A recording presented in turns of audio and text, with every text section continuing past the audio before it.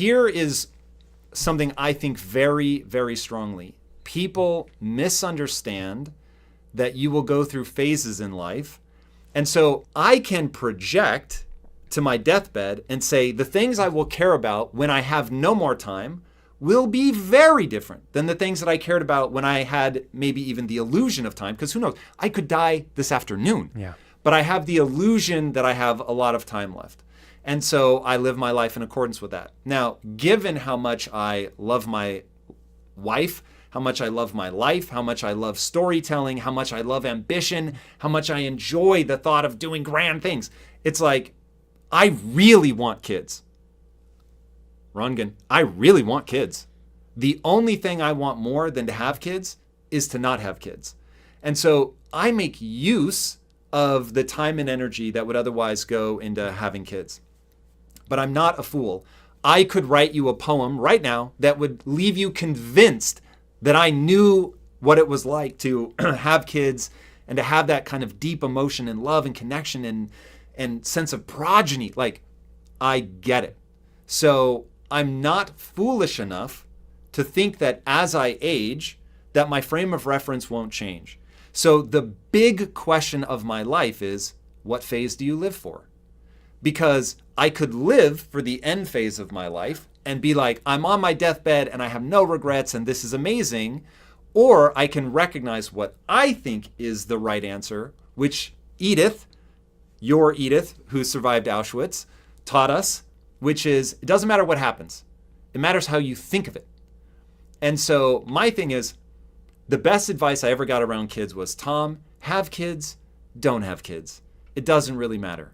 But whatever you do, do it all the way.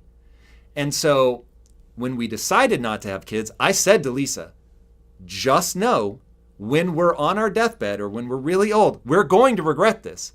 And as long as we're loving it now, then when we're there, just keep that frame of reference. We fucking loved our lives. Like, this was incredible.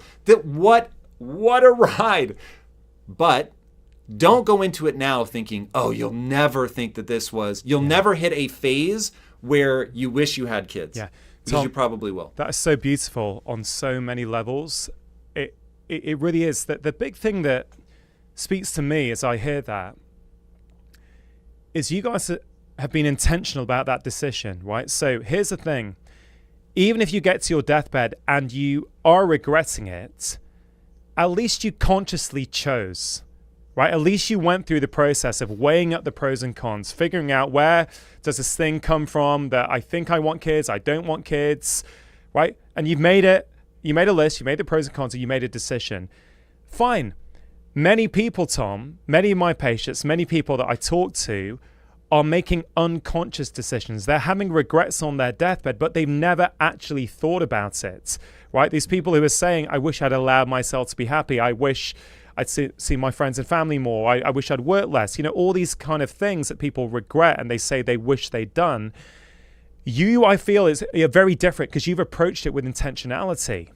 So I find that very, very powerful. And I think even if that's something that people take away, that can be very powerful. Because you're right, how do you actually know anyway? How do you really know how you're going to feel when you're, I don't know, 80, 90, what is it, 120, 130, right? How Let's hope, bare minimum. How do you know how you're going to feel? And you don't. But at least if you're thinking about it, I think that helps. The other thing for me, Tom, closing the loop on this maybe, is that I've reevaluated, particularly over the past 2 years, what I want out of life. I've realized that I truly, truly love nothing more than spending time with my wife and kids. Like, truly, there is nothing I enjoy more than being away, being present with no technology, no phones, just being with my wife, Vid, and my children. And I've realized actually, as my kids get older, you know, they're now 12 and 9, I was thinking, well, my son may not be at home for that many more years.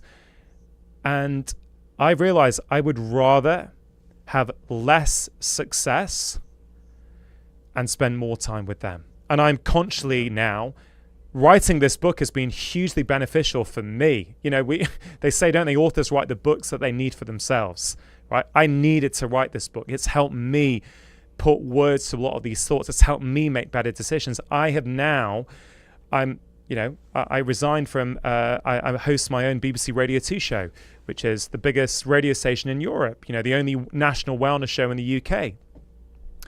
I handed in my resignation a few weeks ago. Wow. Because I realized it's a great show, it's a great opportunity, it's helping lots of people, but the cost to my life, yes, with my family, also my mother, who I don't think is going to live for that much longer. She's very immobile now. She lives nearby. I help look after her. All these things are played in. I realize, no, I value relationships more than I value that level of success. And so this is a constant moving target. It doesn't mean, as you say, what phase are you in? What, when I was 20 years old, I wouldn't have seen life like this. But at 44, I'm seeing it very differently.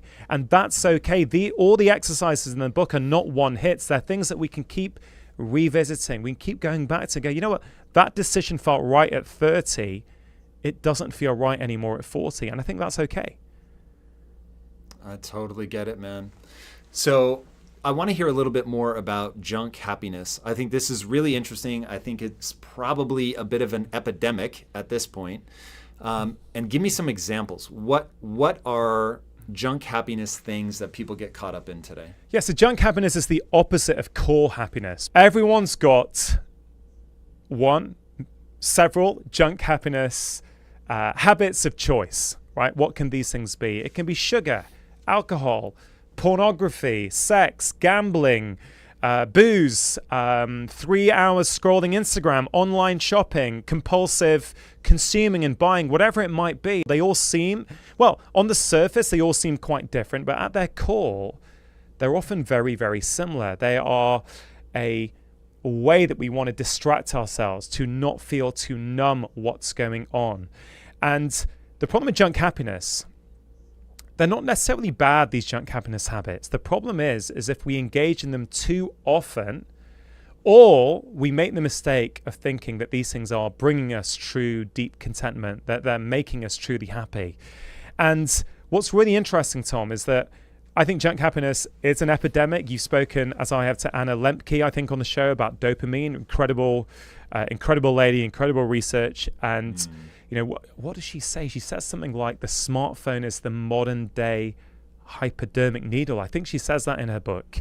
It's, we've literally got every source of addiction that we want on there. And I call these junk happiness habits. And I think it's a very useful way for people to think about these things, because a lot of people think that's what happiness is. I feel good when I'm looking at Instagram. Sure, you might feel good, but if you're doing that for 2 or 3 hours a night, actually, that's not really helping you. It's keeping you stuck. It's making you depressed, less confident, less motivated. So I think just bringing a name to this really brings it home for people. But people, I know the feedback is that people really like that term. It really helps them see those things in their life. Oh, that's another one of my junk happiness habits. But what's really interesting, Tom, for me, is that often we try and change these habits by saying they're bad, I need to stop doing them. And we think we need to use motivation and willpower to do it. But I actually think that's short-lived. I'm not sure that's the whole story, because, as I say, I've been a medical doctor for 21 years now. I've been trying to help people change their behavior for many years. And what I've learned is that every single behavior in our life serves a role. It's there for a reason. And often we try and change the behavior without understanding what role it plays in our life. You classically see this in January, right? A lot of people, they get to New Year's Day and they basically say, I'm going to give up alcohol. I'm drinking too much alcohol. And they sign up for some plan, dry January or whatever, and they quit completely. And for the first week in January, they're not drinking. Second week, they're still not drinking. The third week, they've still got a stressful job. They still got an unhappy relationship at home or with their boss. And, it just starts to creep in again. And they keep beating themselves up. Why am I still drinking? Well, they thought willpower was enough, but they've not spent the time understanding, no, you're using alcohol to help you de-stress from your job, from your workload, whatever it might be. And this is why I think, Tom, that a lot of public health guidelines just don't work very well when we say you should only drink this amount of alcohol per week or do this amount of this. And I understand why there's a need for that, but it's missing a big piece, which is what role does that play in your life? And so I think, like in my own if I talk about me for a moment, I mentioned some of my childhood earlier on and how I developed my sense of self-worth. And so a couple of things to say on that, Tom, which I think people might resonate with. I always thought I was competitive, right? In fact, if you would ask any of my friends, some of my closest friends, and you say, tell me about Rangan, it's like, oh, he is super competitive. He will not lose. Because I literally would not lose. I would do whatever I had to do to win. And what's really interesting, Tom, is now, today, I'm not competitive. I'm not competitive. It wasn't who I was, it was who I became, right? Really, really big difference. If you think about how I got my self-worth as a kid, I thought if I do well, if I get success, people are going to like me, my parents are going to like me, right? Well, it's a pretty smart move to develop the trait, the behavioral adaptation of being competitive.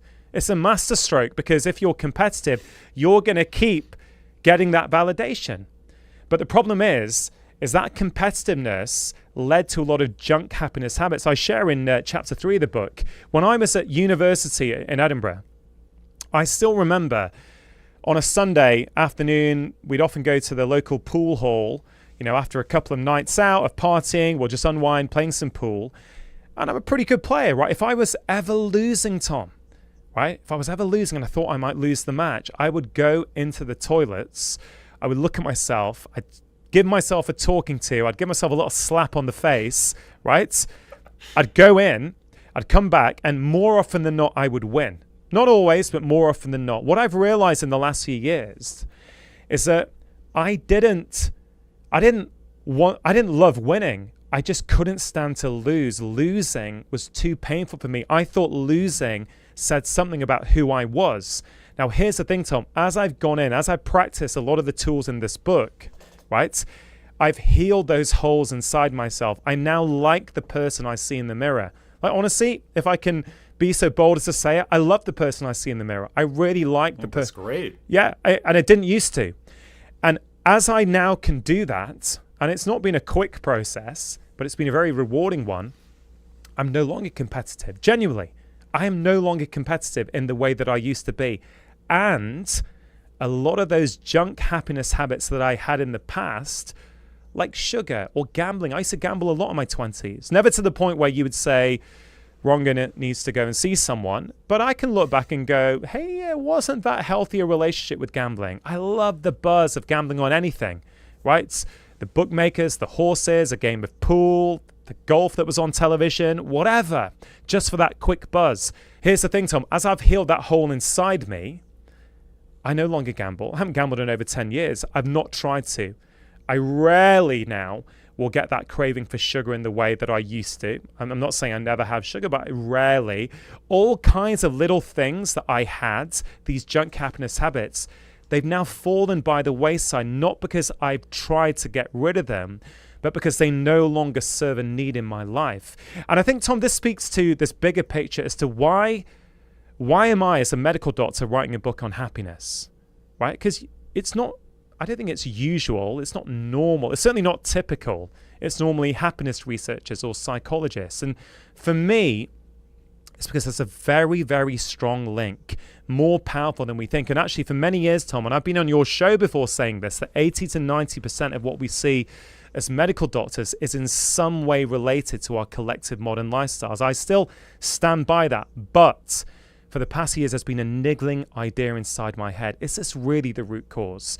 Is this the upstream driver, or is there something more? Because I would see people, Tom, who would make changes to their lifestyle, they'd feel great, and then they'd go back to where they were before. I thought, well, this is not a knowledge problem, right? These guys know the information, they felt the difference. Why have they gone back? Other people, made great changes to their lifestyle, but they were still struggling. I thought, what am I missing? What's going on here? And that's why I dived into the research. That's why I reviewed my 20-year practice and go, which patients truly transform their life? And the research very clearly shows that actually happiness is a key driver for health. So for me, I actually think happiness, mental well-being, the way you think about the world, the way you approach the world, actually is more important than your lifestyle, because actually many of our lifestyle behaviors or lifestyle choices are downstream consequences from the way that we see the world, right? You mentioned Edith Egerton. That conversation I had with Edith on my podcast literally changed my life. I was not the same person after that conversation as I was before it, because I thought if she can reframe the most harrowing of human experiences and she can write a different story in her mind, well, I can do that in my life. There's nothing in my life that compares to what she went through. If she can reframe it there, I can. And when we learn to reframe things, and there's a very powerful chapter in the book called Seek Out Friction, which is my favorite chapter because it's the one that's had the biggest impact on me. When you understand that every single situation in life has multiple perspectives, and you can train yourself to choose what I call the happiness perspective, you don't create emotional stress in your body. This is another thing that I think a lot of people don't realize. Emotional stress is real. A lot of people think, yeah, I've got a great diet, I move my body, I'm focusing on my sleep. But actually, the email from their boss that they don't like really triggers them. They're like, man, I can't believe my boss did that. Does he not know I've worked in this company for 4 years? I know how to do my job. How dare he speak to me like that? Whatever disempowering narrative it might be, that creates emotional stress. That emotional stress needs to be neutralized in some way, usually with a junk happiness habit. It's the same thing if people drive to work and they get cut up on the roads and they then go into this whole mindset of, man, stupid driver, shouldn't have a driving license, can't believe he did that, right? That creates emotional stress. If people are honest with themselves, they'll realize that they might have few extra coffees later, a bit extra sugar, another chocolate bar, and might need a few extra beers later to dissipate that stress. And so I passionately believe that focusing on these simple steps to improve our happiness will have a very, very powerful downstream effect on your physical health and your lifestyle behaviors. And that really was my motivation to write this book, Tom. If you enjoyed that short clip, I think you are really going to enjoy the full conversation, which you can check out here.